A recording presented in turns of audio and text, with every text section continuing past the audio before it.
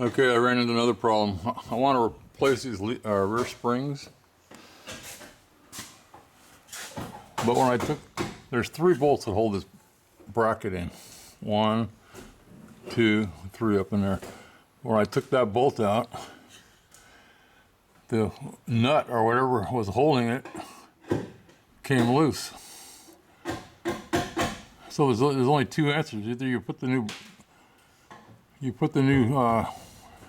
shallow leaf spring bracket in and weld it, or you cut the floor open. So that's what I'm going to do.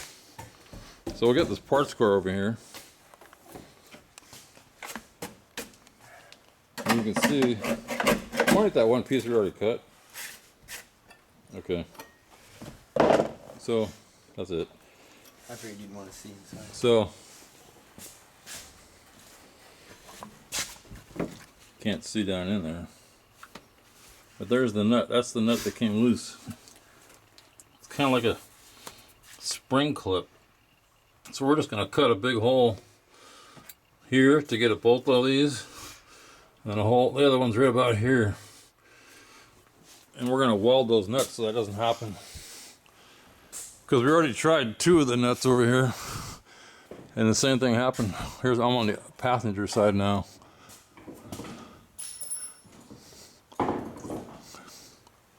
That one came loose. The one up here came loose. So we're just going to cut them open. Then I started doing Bondo, or first coat, on all my other patches. That's it. Is the light on? Yeah, it's on. Okay, this is the next day. So the leaf spring bracket, I had to cut open. You can see the bolts down there. I think if that tang in there slips, then the bolt just spins, and you can see that one trying to hold a light and the camera, but the one on the right side,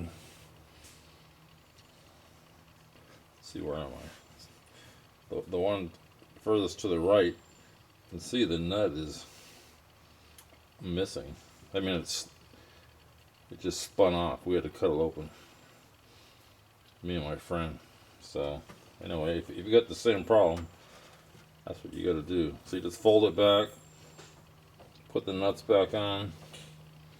See, there's a nut right there. See where I am? It's hard to see in this viewfinder. And just weld the nut down to the sheet metal and that little holder,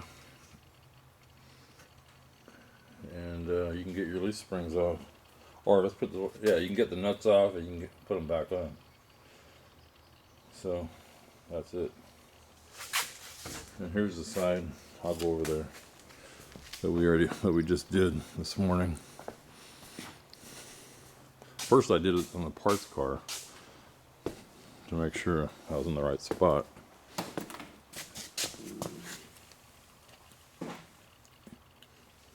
Well, here's one that we welded back up.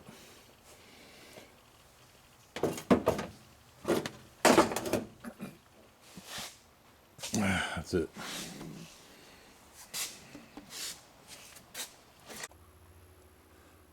Okay, this is the last video on the suspension bolts. So we're right here at the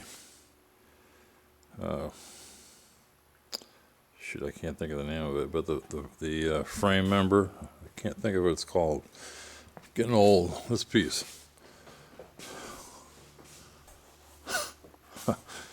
Anyway, if you see right inside there, that bracket, you see a nut with a bracket around it. Well, when we went to loosen that bolt from down here, you can see that. I'm just tilting the camera down. It spun. So we had to weld that nut also. And see if I can see another shot of it. Get the light closer.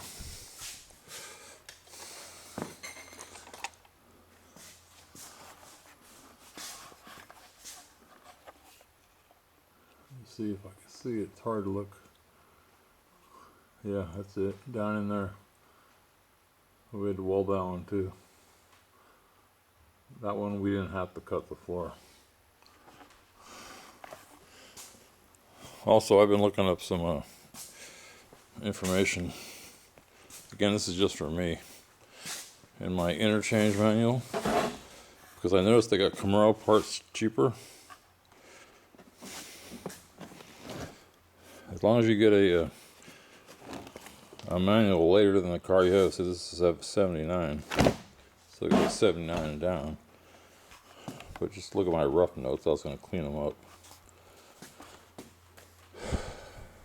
From 70 to 79, Firebird and Camaro have the same coil spring. From 70 to 76 and 70 to 79, they have the same front knee assembly. That's I'll just go show you what the front knee is.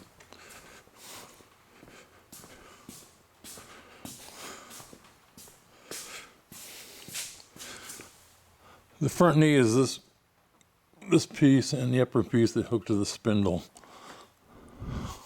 So I'm sure the spindle's the same. I don't look that up. And going back to my page here.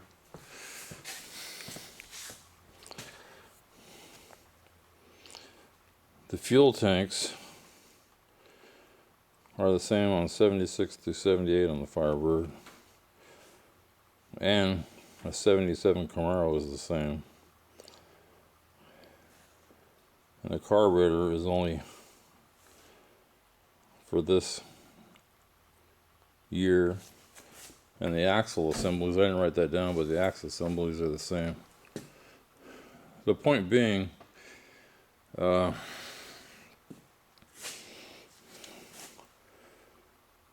you look in classic industries, to rebuild the front end, you know, with the steering linkage and all that, it's like $250 if you just go for a Camaro. It is, I found it for $99. So these interchange books are kind of interesting. Let me just, I don't know if anybody's interested, but you should be. I used to use this a long time ago when I used to be a kid. When I was a kid. So you go to suspension.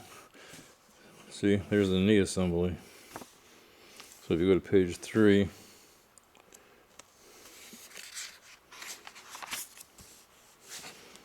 and you go to let's see, this where's Camaro. Remember this number right here, 107A, 107B. So we're looking at 70, 76, 107A. We'll go to Firebird, 107A, and then 107B, 77, 79, 70, 70, 79. So if you're having trouble finding parts, you know, it's an F body. I think everybody knows that. But it is,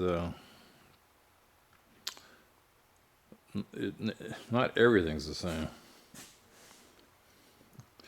Oh, and did I say the leaf springs?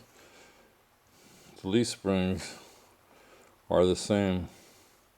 Again, there's a big price difference in the Firebird and the Camaro. But from 70 to 79, leaf springs, a 4-leaf. They made a 4-leaf and a 5-leaf. I can't pin down who had the 5-leaf. I would guess it'd be the bigger engine. But this one here happens to be a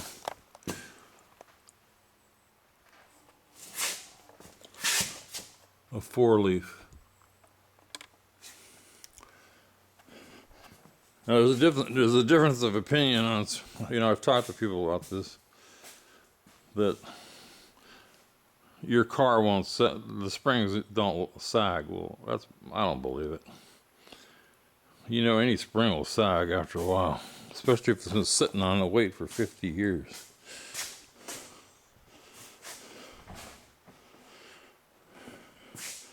Anyway, that's it. The real point of this video was that slip nut. After this stupid leaf spring bolt, what happened is, from the factory, there's two little tangs on here that are broken off that clip over the frame, and this, you can see that nut is supposed to lock, but when you if the bolt is rusted even a little bit, it twists this and it breaks off the tangs.